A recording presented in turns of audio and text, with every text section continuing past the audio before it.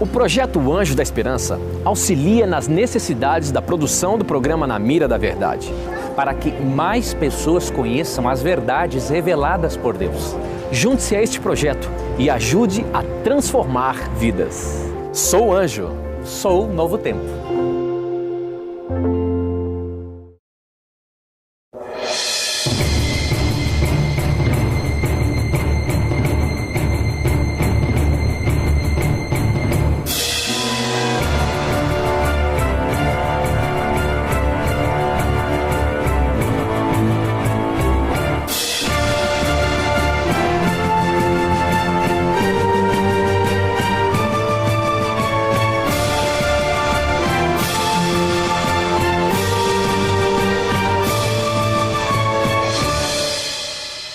Olá, amigos da Novo Tempo, sejam bem-vindos mais uma vez ao programa Bíblia Fácil, o seu programa semanal de estudo da Bíblia.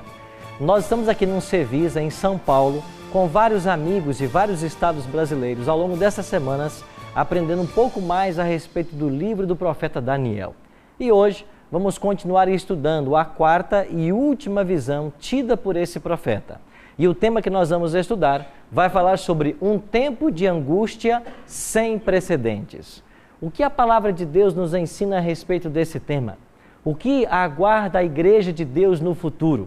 Vamos então agora avançarmos no tempo e entendermos o que a voz profética nos orienta a respeito dos últimos eventos da história humana. Antes, porém, quero convidar você a nós orarmos mais uma vez. Você que está em casa nos assistindo, tome também sua Bíblia, participe desse estudo e vamos começar orando, para que o Espírito Santo de Deus nos ilumine a mente mais uma vez. Pai querido, estamos todos reunidos aqui, felizes pelo dom da salvação em Cristo, felizes pelo privilégio de estarmos em condições tão favoráveis e termos a Tua Palavra em nossas mãos para estudar.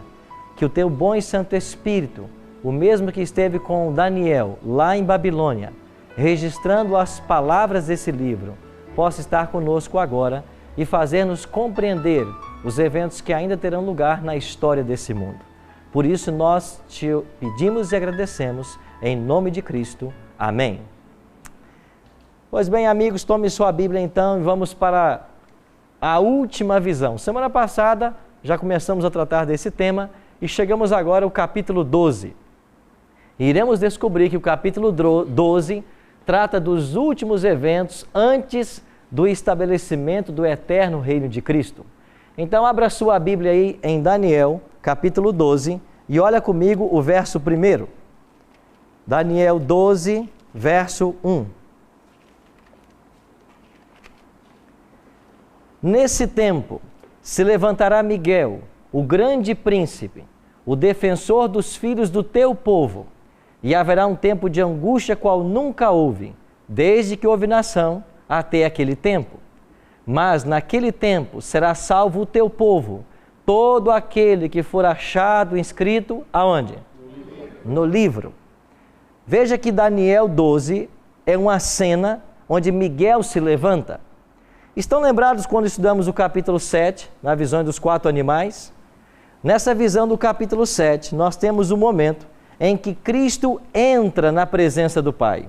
Volta para Daniel capítulo 7 por um instante e dê uma olhadinha a partir do versículo 9. Daniel 7, 9. Continuei olhando, até que foram postos uns tronos, e o ancião de dia se assentou. Sua veste era branca como a neve, e os cabelos da cabeça como pura lã.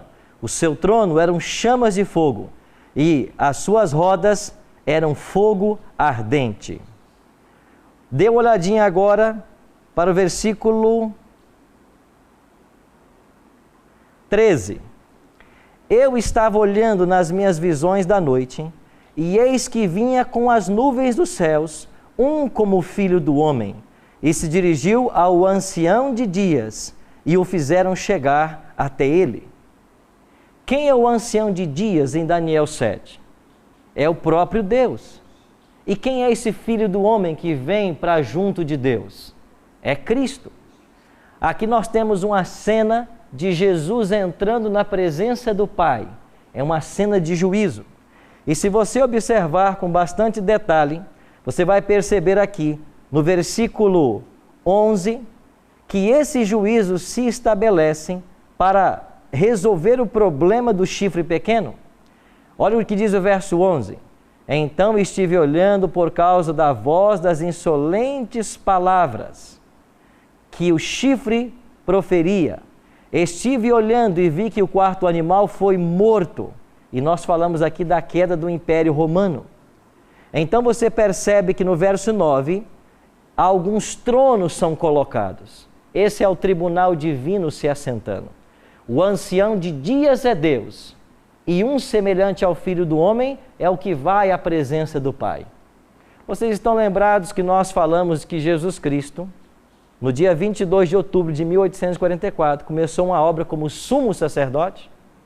Então, esta cena do capítulo 7 é a introdução de Cristo nessa obra sumo sacerdotal, porque o juízo vai começar, como anuncia Apocalipse 14, 7. Temei a Deus e dai-lhe glória, pois é chegada a hora do seu juízo. O juízo se processa, e nós estudamos sobre isso no capítulo 8 e 9.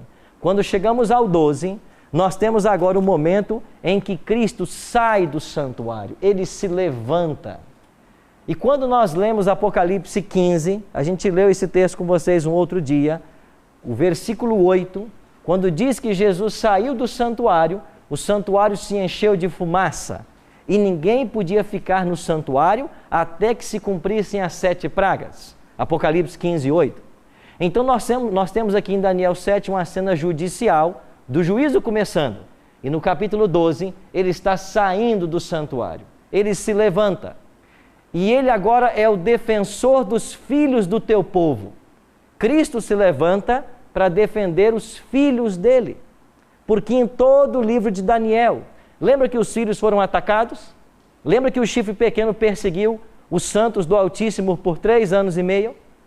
Então, em todo o livro de Daniel, o anticristo está perseguindo o povo de Deus. Mas agora Cristo se levanta para defender o seu povo. E o que acontece? Quando Cristo se levanta, haverá um tempo de angústia qual nunca houve, desde que houve nação até aquele tempo. Mas naquele tempo será salvo do teu povo todo aquele que for achado inscrito no livro. Bom, vocês já sabiam que Deus está escrevendo um livro, certo? Deus tem um livro. Ele é chamado na Bíblia de o livro da vida. Nós vamos falar um pouquinho mais sobre esse livro daqui a pouco. Mas eu queria que vocês acompanhassem agora esse diagrama profético. E esta semana e uma semana futura, nós iremos compreender todos os eventos que terão lugar daqui até o estabelecimento do reino de Cristo. Hoje, vamos estudar os eventos que terão lugar num momento específico da história. Nós já explicamos para vocês o momento que nós teremos o fechamento da porta da graça. Então vamos imaginar que esta é a linha do tempo. E aqui estamos nós hoje. No futuro temos o fechamento da porta da graça. E você que está em casa nos acompanhando, eu queria lembrar você de que essa expressão, fechamento da porta da graça, ela não é bíblica, mas o conceito é. E aonde eu embaso esse conceito? Nós lemos Apocalipse 22, 11, estão lembrados? Continue o injusto ainda fazendo injustiça, o santo na prática da santidade, o injusto continue sendo injusto ainda. Chegará um momento em que quem está salvo, quem está perdido, está perdido. O próprio Cristo em Mateus, quando contou a parábola das 10 virgens, ele declarou que 5 estavam prontas e 5 não estavam. E as que não entraram, a porta se fechou. Então é daí que nós tomamos a expressão, a porta fechada, a porta da oportunidade. Quem estava pronto, entrou para a festa. Quem não estava, se perdeu. E quando vamos para Apocalipse, Jesus declara que eu sou aquele que tem as chaves de Davi, aquele que abre e ninguém fecha, mas quando fecha, ninguém abre. Então há um momento marcado por Deus, que nós não sabemos quando será, em que a graça terminará para a humanidade.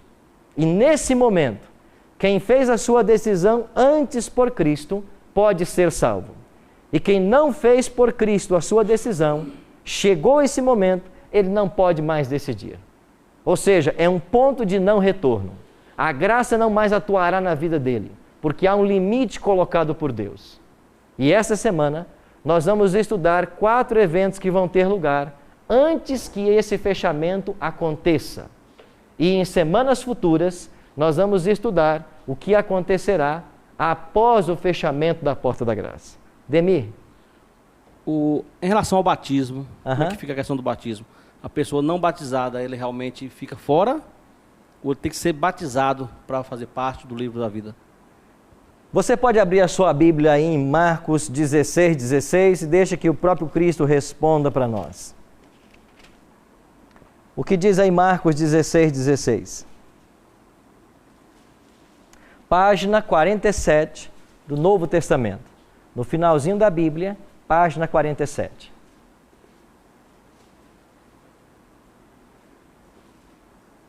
Jesus falou assim, Marcos 16:16. Quem crer e for batizado será salvo. Quem, porém, não crer será condenado. Por que aqui está, quem, porém, não crer será condenado e não também não ser batizado? Porque há exceções de pessoas que se salvarão sem ser batizadas. Alguém aqui pode me dar um exemplo da Bíblia? O ladrão na cruz. O ladrão na cruz é um exemplo. Nos dias de Cristo, o batismo já existia. E veja que batismo é a doutrina do Novo Testamento. Não havia batismo no Antigo Testamento. Quem introduziu essa doutrina cristã foi João Batista. Por isso, João, o Batista, o que batizava. Mas o ladrão não foi batizado. E ele vai ser salvo sem ser batizado. Agora, por que é que ele vai ser salvo sem ser batizado? Carlos vai responder. Eu ia fazer uma pergunta, né? Tá. Ele foi salvo sem ser batizado porque quando ele aceitou a Cristo, ele já estava crucificado. Ele não teve a oportunidade. Então, qual é a exceção que a Bíblia me apresenta para alguém poder ser salvo sem o batismo? É aquele que tomou a sua decisão, mas não teve a oportunidade. Só esta é a exceção. Carlos? Eu pensei aqui nas crianças também, né? Sim, ok. Porque imagina uma criança, ela nasce e aí ela morre, mas ela não foi batizada. Ela seria uma exceção? Acho seria que é uma exceção, exatamente. Paulo explica em Romanos 6, 4-6, de que o batismo é um símbolo da morte e sepultamento de Cristo. Fomos, pois, sepultados com ele na morte pelo batismo, para que assim como Cristo ressuscitou dentre os mortos, tenhamos novidade de vida. Então, batismo é símbolo de morte para o pecado, sepultamento da velha vida e nascimento para Cristo. Pois bem, vamos estudar agora os eventos que terão lugar antes do fechamento da porta da graça. E a volta de Cristo está depois desse momento. E nós vamos estudar depois outros eventos que terão lugar após o fechamento da porta da graça. O primeiro evento que nós temos na cadeia profética daqui para frente, nós chamamos de chuva serôdia. O que quer dizer isso? Abra a sua Bíblia no livro de Joel. Vamos lá para o finalzinho do Antigo Testamento. E vamos ver esta expressão aonde ela aparece na Bíblia. Daniel, Oséias, depois vem Joel, certo? Página 605 do Antigo Testamento. Joel capítulo 2, olha para o verso 23. Joel 2, 23, diz assim: Alegrai-vos, pois, filhos de Sião, regozijai-vos no Senhor vosso Deus, porque Ele vos dará em justa medida a chuva, fará descer como outrora, o quê? A chuva temporã e a chuva serôdia. Estas duas chuvas que caíram na Palestina, nos tempos bíblicos, são usadas pelo profeta como um símbolo da obra do Espírito Santo nos últimos dias. A chuva temporã caía mais no início do ano e molhava a terra para a semeadura. E a chuva serôdia caía mais para o final do ano, na hora que o grão estava para amadurecer. Vinha a chuva, o grão terminava a maturação, então havia a colheita. Você já percebeu que a colheita é uma simbologia usada na Bíblia para a volta de Jesus? Em Apocalipse, Jesus é descrito como aquele que vem e ele traz uma foice em sua mão. E essa foice é para ceifar. E lembra da expressão que Jesus usou de que o trigo e o joio convivem dentro da igreja e que quando ele ceifar, ele vai ajuntar o trigo no celeiro e queimar o joio? Então, a linguagem de colheita é usada por Cristo, alusiva à sua volta. Então, antes que Cristo volte, para maturar o caráter dos filhos de Deus, haverá um derramamento especial do Espírito Santo. Mas quando é que caiu a primeira chuva? Abra sua Bíblia em Atos capítulo 2. O dia de Pentecostes, justamente, inaugura a dispensação do Espírito Santo. E aqui em Atos capítulo 2, quando as pessoas ficam admiradas e que os discípulos estão pregando, falando em outras línguas, Pedro toma a palavra e diz a partir do verso 15, Atos 2,15: Estes homens não estão embriagados como vim dispensando, sendo esta a terceira hora do dia, mas o que ocorre é o que foi dito por intermédio do profeta Joel, e acontecerá nos últimos dias, diz o Senhor, que derramarei o meu espírito sobre toda a carne. Vossos filhos e vossas filhas profetizarão, vossos velhos sonharão e vossos jovens terão visões. O Espírito Santo só foi dado à igreja quando Jesus foi entronizado no santuário. Lembra da promessa de Cristo? Se eu não for, o Consolador não virá.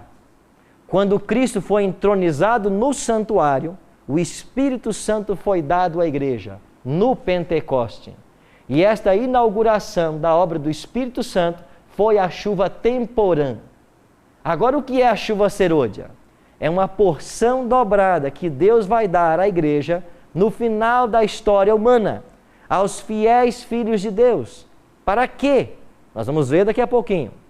Mas abra sua Bíblia também em Apocalipse capítulo 18 e olha o primeiro verso desse capítulo. Apocalipse 18:1.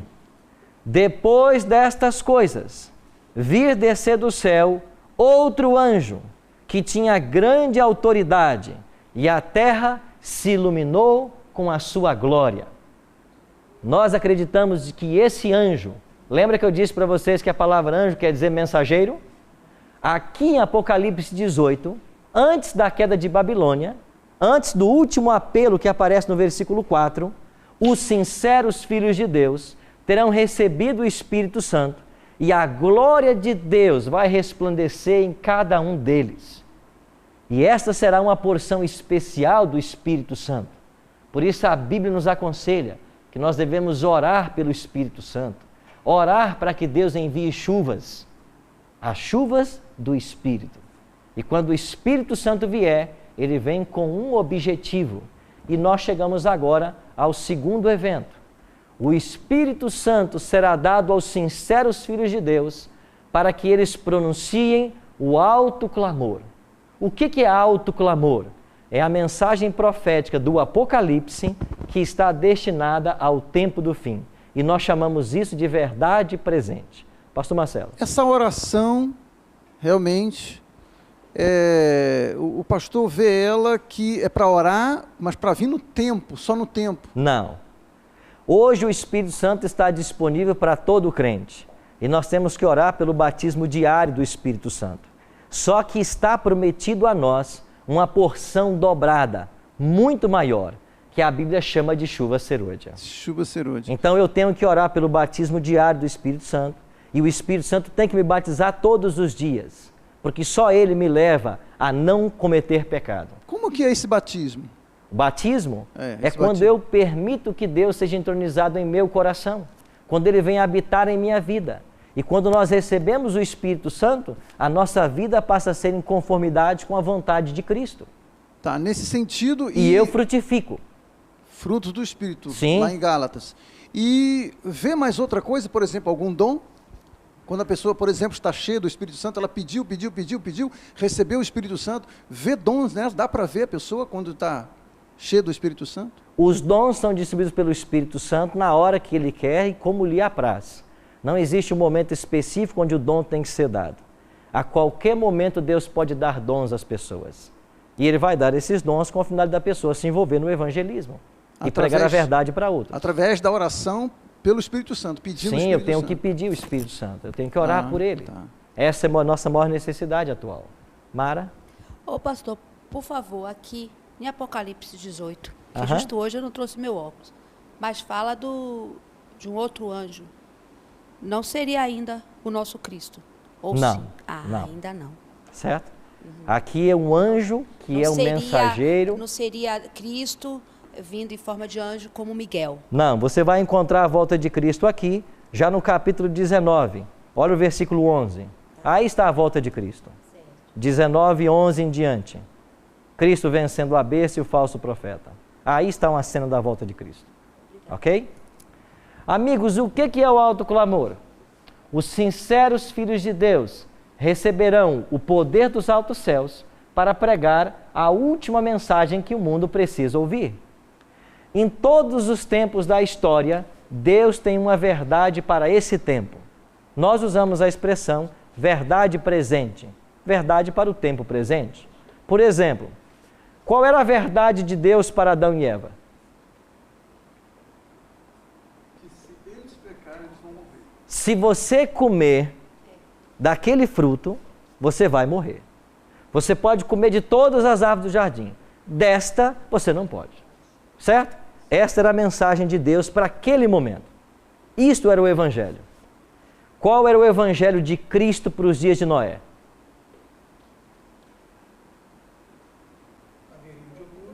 Vai ter um dilúvio, e se você não entrar na arca, você vai o quê? Essa arca é símbolo de quê? De salvação, do povo de Deus, da igreja de Deus. Se não entrar na arca, você está perdido. Não tem outra mensagem aí. Esta é a mensagem. Qual é a mensagem de Deus nos dias de Ló, Sodoma e Gomorra? Sair da cidade. Se você não sair da cidade, o fogo vai vir e vai matar você. Você percebe que em todo momento da história Deus tem uma verdade? E eu pergunto para vocês agora, qual é a verdade que Deus tem para hoje? Aceitar o Senhor Jesus Cristo como Salvador. Não é esta só, porque esta é pregada desde que Cristo veio. Eu estou falando do século que nós vivemos, que antecede o fechamento da porta da graça e a volta de Jesus.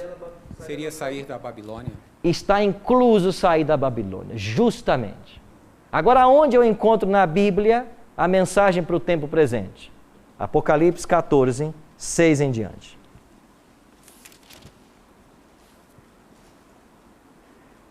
Você está lembrado daquilo que eu falei sobre estrutura quiástica? Que o livro da Bíblia começa a ser construído e vai aumentando até chegar num plano mais alto? O Apocalipse também foi escrito em forma de um quiasmo. E aonde está o ápice desse livro? Justamente dos capítulos 12, 13 e 14. Aqui está o ápice do quiasma. E por que está aqui? Porque o capítulo 12, ele retrata a batalha do dragão contra a igreja. E nós já explicamos aqui de que esta briga durou quantos séculos? Essa perseguição? 1260 anos. Estão lembrados da profecia? O dragão perseguiria a mulher por 1260 anos. Então o capítulo 12 nos trouxe até o ano de 1798. E nós explicamos para vocês de que quando termina a supremacia papal, o tempo do fim chegou. E agora a igreja de Deus tem que sair do deserto. Quando chegamos no capítulo 13, você tem dois poderes. Uma besta que sai do mar e uma besta que sai da terra. Quem são esses poderes aí? Nós iremos para o intervalo e assim que voltarmos, vamos explicar esses dois poderes de Apocalipse 13 e a mensagem central para o tempo presente de Apocalipse 14. Já já estaremos de volta.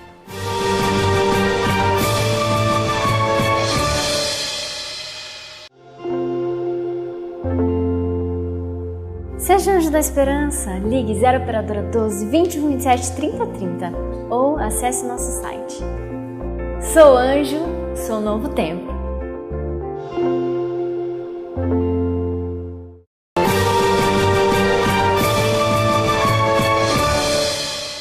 Olá, amigos da Novo Tempo, estamos reunidos aqui no Bíblia Fácil estudando o capítulo 12 de Daniel. E hoje estamos aprendendo sobre todos os eventos que terão lugar na profecia bíblica até o fechamento da Porta da Graça. E nós estamos estudando agora sobre o alto clamor, o segundo desses eventos. E já aprendemos no primeiro bloco de que esse alto clamor é a mensagem que os sinceros filhos de Deus pregarão após haver recebido a chuva serôdia, que é o Espírito Santo. Então Deus dará o seu Espírito para que o seu povo pregue o quê? E nós dissemos no primeiro bloco de que a mensagem para o tempo presente está contida em Apocalipse 14. Falamos que no capítulo 12 é a perseguição do dragão à igreja. E agora no capítulo 13, dois poderes se levantam, uma besta do mar e uma besta da terra. E então chegamos ao capítulo 14, porque é nesse clímax da história que o povo de Deus vai pregar o Evangelho e o último ser humano vai ouvir da graça de Cristo. Então quem são os poderes aqui de Apocalipse 13? Eu não tenho tempo para entrar em todos os detalhes, mas quando estudamos Daniel capítulo 7, nós já traçamos um paralelo entre Daniel 7 e Apocalipse 13. Estão lembrados? Então olhe para o capítulo 13 e eu vou aqui pincelar alguns fatos. O primeiro deles é que esta besta quer dizer animal. Lá em Daniel 7 são 4 animais, aqui são 2 animais. Besta quer dizer animal. Então este animal primeiro sobe da onde ele sobe? Do mar. E o que significa mar nas profecias? Segundo o próprio Apocalipse 17, verso 15, são povos, nações, multidões e línguas. Ou seja, este poder se levantaria de um local densamente povoado. Agora o versículo 2, ou ainda o verso 1, diz que esse poder tinha 10 chifres, 7 cabeças. Está lembrado do animal terrível e espantoso do capítulo 7, que também tinha 10 chifres? Ou seja, o poder de Apocalipse 13 é o mesmo poder do chifre pequeno, identificado como sendo Roma, em sua fase imperial e depois papal. Agora olha que detalhe interessante no verso 2. A besta ou o animal que vi era semelhante ao quê? Leopardo. Tinha pés de quê? E uma boca de quê? Você se lembrou do capítulo 7 de Daniel? Você está entendendo que há um paralelismo literário entre os dois capítulos? Agora, como que Roma copia alguma coisa de Babilônia, Medopérsia e Grécia? O que significa essa semelhança? Essa semelhança é porque Roma copiou Babilônia no seu orgulho, na sua altivez. E chegamos à última mensagem, que é o terceiro anjo, verso 9. Seguiu-se a estes o terceiro anjo, dizendo em grande voz: se alguém adora a besta e a sua imagem, e recebe a sua marca na fronte ou sobre a mão, também esse beberá do vinho da cólera de Deus, preparado sem mistura do cálice de sua ira, e será atormentado com fogo e enxofre diante dos santos anjos e na presença do Cordeiro. Qual é a mensagem para os dias atuais? Se alguém adorar a besta e a sua imagem, vai perder a sua vida eterna. E o que é adorar a besta nesse contexto? É aceitar o domingo como um dia santo, em lugar do sábado que foi dado por Deus. Isto é o sinal de Deus. Ou melhor, esta é a marca da besta. E por que esta marca é dada sobre a mão ou sobre a fronte? É porque se você trabalha no dia santo, você recebe a marca na mão. E se você não trabalha, mas aceita que o domingo é o dia santo, você recebe sobre a fronte. Mara? Eu não entendi. Então vou explicar. O selo da besta, diz o Apocalipse, é colocado sobre a fronte ou sobre a mão. Aqui não é uma marca visível, onde as pessoas verão alguma marca na sua testa ou sobre a mão. Então, isso que a gente ouve, o chip, isso... Especulações. A Bíblia não fala nada de chip, não fala nada de íris, de impressão digital, de alguma impressão subcutânea, nada disso. A Bíblia só diz de que aqueles que não receberem a marca da besta, eles não poderão comprar e nem vender. Então vai haver algum tipo de identificação. Porque segundo o Apocalipse 13, quem não aceitar o domingo como um dia santo, não receberá a marca da besta. Apocalipse? Apocalipse capítulo 13, olha para o versículo 17. 13 e 17. Para que ninguém possa comprar ou vender, senão aquele que tem a marca, o nome da besta ou o número do seu nome. Quem não aceitar essa imposição que virá dos Estados Unidos em apoio a Roma, e por que será um apoio a Roma? Porque nós já aprendemos aqui que o domingo foi uma criação de Roma. Ela trouxe isso para dentro do cristianismo. E agora quem não crê nisso, não vai poder comprar e nem vender. Agora um comerciante, para vender para um e não vender para outro, ele vai ter que ter alguma forma de identificação. O que será essa identificação? A profecia não revelou para nós. Não está revelado o que vai identificar quem tem a marca da besta ou não. Mas certamente vai ser criado um mecanismo para que todos os comerciantes saibam para quem eles devem vender e para quem não devem vender. O que será esse mecanismo? Não está revelado. Então o piloto não pode fazer o voo, o motorista não pode dirigir. Você fala aos sábados? Sim. Não. 24 horas de cessação de trabalho. Sim, pastor? Pastor Arildo, aqui no Apocalipse 13, versículo 16, quando fala a todos, os pequenos e os grandes, os ricos, os pobres, os livres, os escravos, que lhes seja dada certa marca sobre a mão direita e sobre a fronte, para que ninguém, a explicação dessa marca na mão direita e a fronte, para que ninguém possa comprar ou vender, senão aquele que tem a marca. Qual marca? A que está sobre a mão direita ou sobre a fronte. O nome da besta ou o número do seu nome. Essa marca na mão direita ou na fronte, isso não seria uma indicação daqueles que poderiam comprar ou não comprar, na visão do senhor? Na minha visão, a mão aqui é símbolo de trabalho e a mente símbolo de aceitação. Porque não será um sinal visível na mão ou sobre a fronte para dar essa identidade. Mas quando você estuda e percebe, as mãos na Bíblia vão ser usadas como instrumentos de trabalho. Entendi. E a mente como aceitação ou assimilação. E quanto ao que já está em vigor nos Estados Unidos, o chip subcutâneo na mão direita e na fronte. Acho que eles começaram na fronte, agora já está na mão direita. Exatamente falando isso aqui, exatamente dizendo, vai no supermercado agora, por exemplo, faz uma compra, já não há necessidade mais de um cartão, de dinheiro. É só a pessoa colocar. O senhor não vê que isso já é uma indicação disso? Pode ser um caminho. Então, a profecia não revelou qual será o mecanismo que o comerciante vai ter para vender para esse e não para esse. Então, pode ser um chip? Pode. Pode ser a íris do olho? Pode. Pode ser a digital? Pode. Pode ser um cartão magnético? Pode. O que vai ser, nós não sabemos porque a profecia não entrou nesse detalhe. Mas isso são possibilidades. O certo é que vai haver alguma coisa para identificar as pessoas para que eu possa vender para esse e não vender para aquele. Sim, Mara. Se uma pessoa ficar doente, o hospital fechou? O hospital fechou? Um hospital fecha, porque o enfermeiro, o médico...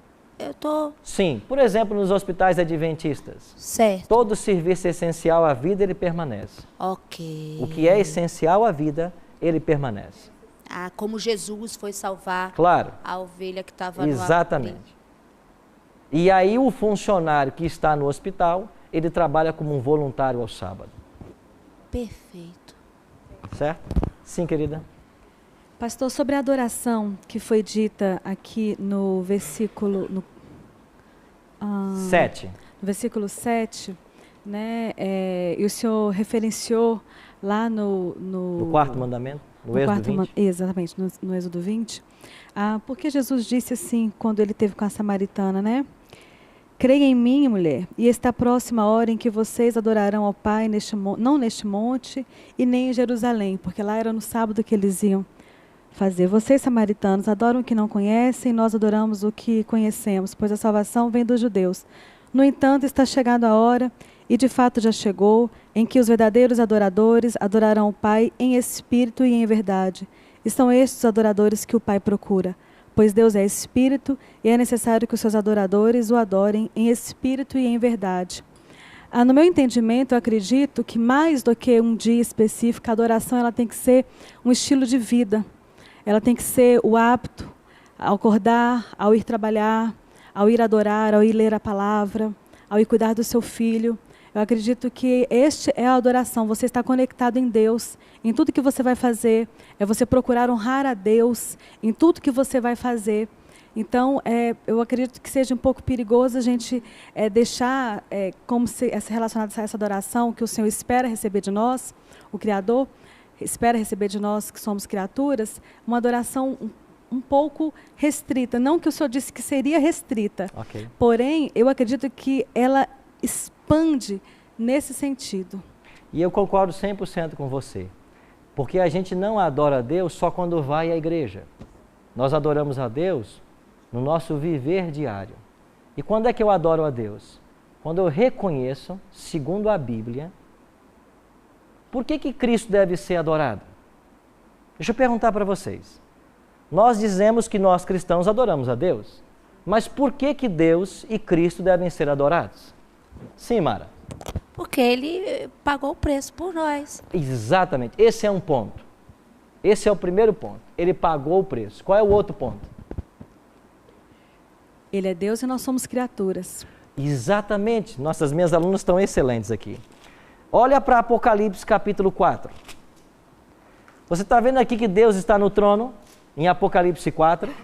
Aqui é Deus no trono, sendo adorado. Por quem? Por 4 seres viventes e 24 anciãos. Nós não temos tempo para entrar nesses detalhes de Apocalipse, mas eu quero chamar o detalhe do verso 11. Por que Deus no trono é adorado? Verso 11. Tu és digno, Senhor, e Deus nosso, de receber a glória, a honra e o poder, porque todas as coisas tu criaste. Sim, por causa da tua vontade vieram a existir e foram. E aqui você respondeu isso, né? Por que eu adoro a Deus? Porque Ele é o Criador. E quando Deus terminou de criar todas as coisas, Ele colocou o seu selo na criação. Ele colocou um dia para relembrarmos a criação. E é por isso que toda vez que eu paro no sábado, eu estou dizendo para o mundo, eu não vim do macaco. Eu tenho um Deus que me criou. E Ele me deu um dia para lembrar que eu sou criatura. É por isso que eu adoro. Especialmente no sábado. Agora você falou muito bem. Eu tenho que adorá-lo todos os tempos. Qual é o segundo motivo de que Ele merece adoração? A Mara respondeu. E está aqui em Apocalipse 5. Vá para Apocalipse 5 agora. E olha o versículo 12. O que proclamam os anjos no céu? Proclamam em grande voz. Digno é o Cordeiro, que foi? Morto, de receber o poder, a riqueza, a sabedoria, a força, a honra, a glória. Nós agora chegamos no cerne do grande conflito. O centro do grande conflito é uma questão de adoração. Por que o diabo foi expulso do céu? Porque ele quis ser adorado no lugar de Deus. E Ezequiel e Isaías vai dizer que ele pretendeu subir acima do trono de Deus e estabelecer o seu trono. O diabo foi expulso do céu porque ele quis ser adorado. Então o centro do grande conflito será de novo a adoração. E aí nós chegamos no decreto dominical, porque o domingo é a marca que foi colocada no lugar do sábado, descaracterizando a origem da humanidade, que é de Deus. Você não vê nisso uma ação diabólica, usando o chifre pequeno? A alterância da lei de Deus afetou principalmente qual mandamento? O 4. E por que o 4? Porque é o único mandamento da lei de Deus que diz que Deus é o Criador. O diabo odeia aceitar que Deus é o Criador e por isso tem que ser adorado. Pastor Ailton. Primeiro aqui o pastor, depois lá. Também. Obrigado, pastor. Agradecendo por este estudo, com todo o respeito, eu só queria, em breves palavras, colocar a minha posição, não para trazer polêmica e nada. À vontade. Teologicamente, eu não concordo com a guarda do sábado, o dia físico. Nós até ontem já conversamos bastante sobre isso, e nós demos círculos e círculos, e respeitamos, né, vocês, e eu creio que o amor de Cristo é maior do que isso tudo, e que juntos nós ainda estaremos na glória junto. Eu só gostaria de colocar essa posição, que apesar de toda essa explicação, toda essa temática, eu deixo aqui a minha opinião. Obrigado, pastor, pela sua participação. Obrigado também. E você tem sido muito bom para os nossos comentários, para as nossas participações. Você e a esposa, a Ana.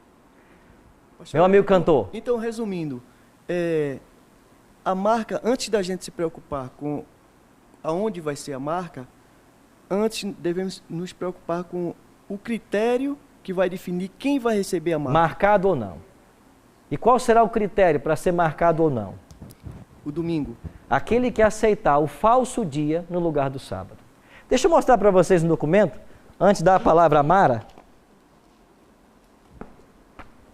Sabe o que é isso aqui? Isso aqui é uma carta, uma encíclica apostólica escrita por João Paulo II. Ele chamou a carta Dies Domini, que em latim quer dizer Dia do Senhor. Sabe o que o Papa João Paulo II escreveu aqui nessa carta?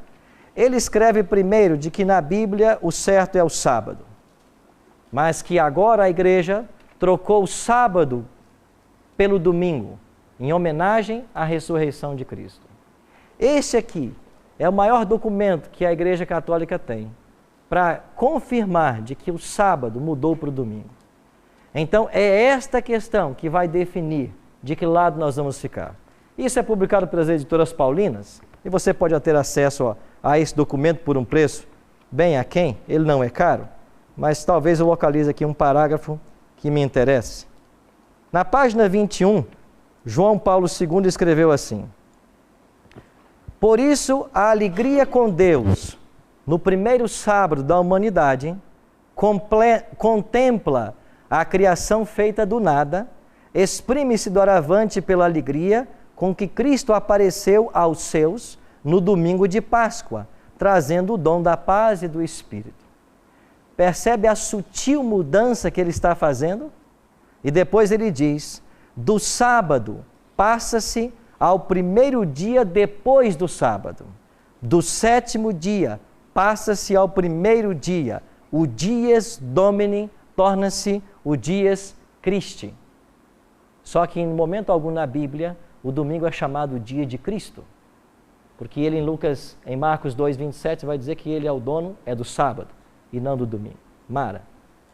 Então, eu queria lembrar que aqui no Cevisa, a gente não só tem esse momento, mas a gente também compartilha, às vezes no café, na hidroginástica. A gente estava conversando e o pastor Marcelo, da Assembleia, falou que ele tem falado nas pregações para os fiéis sobre essa importância do sábado. Que eu falei, poxa, pastor, é algo que nos parece difícil a primeiro momento, mas para Deus não é nada impossível. Então, eu teria muitas coisas para falar, mas agora eu queria enfatizar até esse comentário que o senhor fez. E o senhor falou assim, e eu abraço essa ideia, essa palavra, obedeço, mas não é impondo. Eu tenho certeza que em nenhum momento aqui ninguém impôs nada a ninguém, estamos aqui de livre-arbítrio, como o próprio Espírito Santo nos dá livre-arbítrio. Mas eu gostaria, gostaria de viver essa bênção. Amém. Amigos, nós estamos chegando no fim da história. Apocalipse 12:12 declara o seguinte: ai da terra e do mar, porque o diabo desceu até vós, sabendo que pouco tempo lhe resta. O diabo sabe que quando a porta da graça se fechar, as pessoas que se salvarem estarão eternamente salvas. Por isso ele fará de tudo para tirar a pessoa do caminho de Cristo. Você pode estar me assistindo em casa e se perguntar, mas eu nunca ouvi falar sobre essas coisas. Pode ser que algumas coisas que a gente estuda na Bíblia nos choquem no primeiro estudo, mas eu queria convidar você a permitir que o Espírito Santo te conduza. E quando em João, Jesus prometeu o Espírito Santo, a promessa dele foi completa, porque ele disse assim, o Espírito quando vier, ele vos guiará a toda a verdade. E o quarto e último acontecimento, antes que a graça termine para a humanidade, será o que nós chamamos de selamento. E aqui, em Apocalipse, eu queria que você abrisse a sua Bíblia e eu quero ler o último texto de hoje. Aqui em Apocalipse capítulo 7, nós temos uma visão extraordinária. E Apocalipse 7, versículo 1, nos diz assim: depois disto, vi 4 anjos em pé nos 4 cantos da terra, conservando seguro os 4 ventos da terra. O que são ventos na profecia? Ventos são guerras, rumores de guerras, movimentos políticos, bélicos. Vocês estão assistindo o que está acontecendo na Europa, na Ásia? Existem 4 anjos nos 4 pontos cardeais da terra, segurando as guerras para que não estoure uma terceira guerra mundial. Porque se eles não segurassem, já teria estourado. Agora olha o que diz o Apocalipse. Vi, verso 2, outro anjo subindo do nascente do sol. E esse anjo tem o quê? O selo do Deus vivo. E clamou em grande voz aos 4 anjos, aqueles aos quais fora dado fazer dano à terra e ao mar, dizendo: não danifiqueis a terra, nem o mar, nem as árvores, até selarmos na fronte os servos do nosso Deus. Assim como o selo da besta é aplicado na fronte, o selo de Deus também o será. E estão lembrados de Isaías 8,16? Sela a lei no coração dos meus discípulos. Sabe o que vai acontecer nesse momento de selamento? A humanidade vai se dividir em 2 grupos. Aqueles que adoram a Deus e reverenciam sua lei, e aqueles que adoram a besta e reverenciam seus dogmas. 2 grupos apenas. E eu e você vamos estar de um lado ou de outro. Porque a questão do pecado surgiu com a adoração e ela vai ser resolvida no tema da adoração. Quem você adora? Você que está em casa. Quem você vai adorar? Deus já está selando o seu povo e nós somos selados pela obediência. E eu tenho um convite especial a fazer a você que está em casa e a vocês que estão aqui agora. E qual é o meu convite? O convite é para todos aqueles que desejam tomar a decisão pelo batismo. Não por aspersão, não por infusão, mas por imersão, como Cristo foi batizado. E se você agora quiser tomar a decisão pelo batismo, se você não foi batizado como Cristo foi e quiser, enquanto Suzane cantar essa música, você poderá ficar de pé. Não para mim, não para quem está em casa, mas para o Criador que está pedindo a sua adoração. E Jesus foi muito enfático quando ele disse assim: aquele que não é por mim, é contra mim. Quem comigo não ajunta, espalha. Ninguém pode servir a 2 senhores. Ou você vai amar um e odiar o outro. Tome a sua decisão agora, enquanto ela canta. E você que está em casa, pode ficar de pé onde você está. Pode tomar a sua decisão pelo batismo de Cristo, por imersão. E se unir ao povo de Deus que vai pregar essa mensagem, preparando um povo para a volta dele.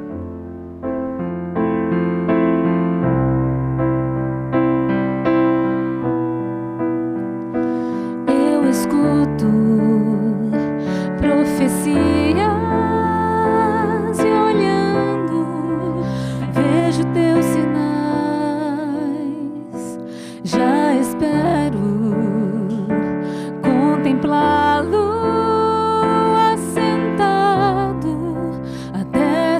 de Deus. Falta pouco tempo e Ele vem ao meu encontro.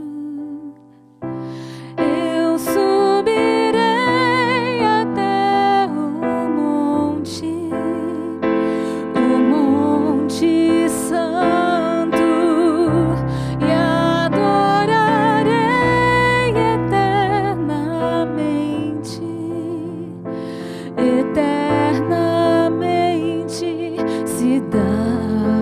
de Deus, Jerusalém.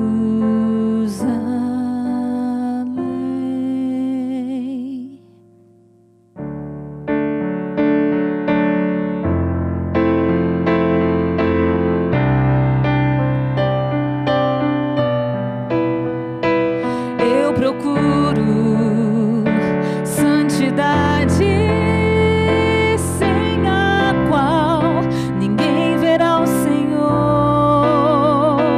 Não me privo de sua graça, mas luto contra meu interior.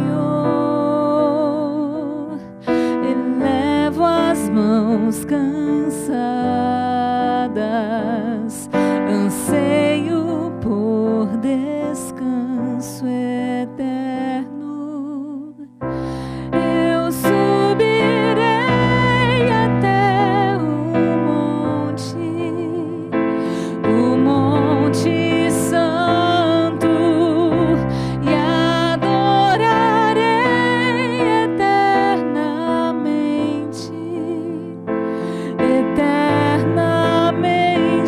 cidade de Deus, Jerusalém.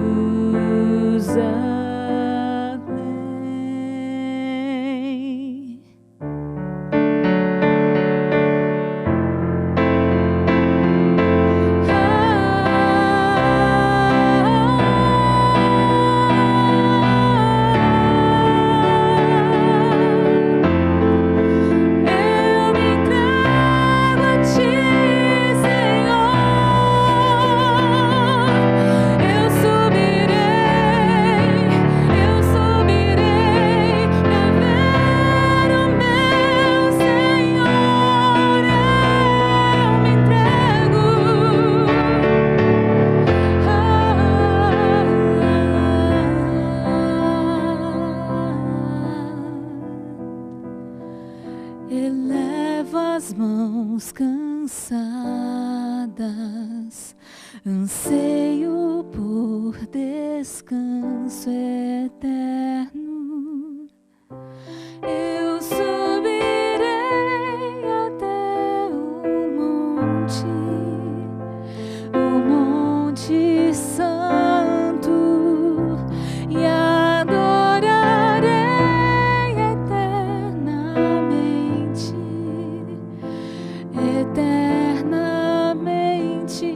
cidade de Deus, Jerusalém.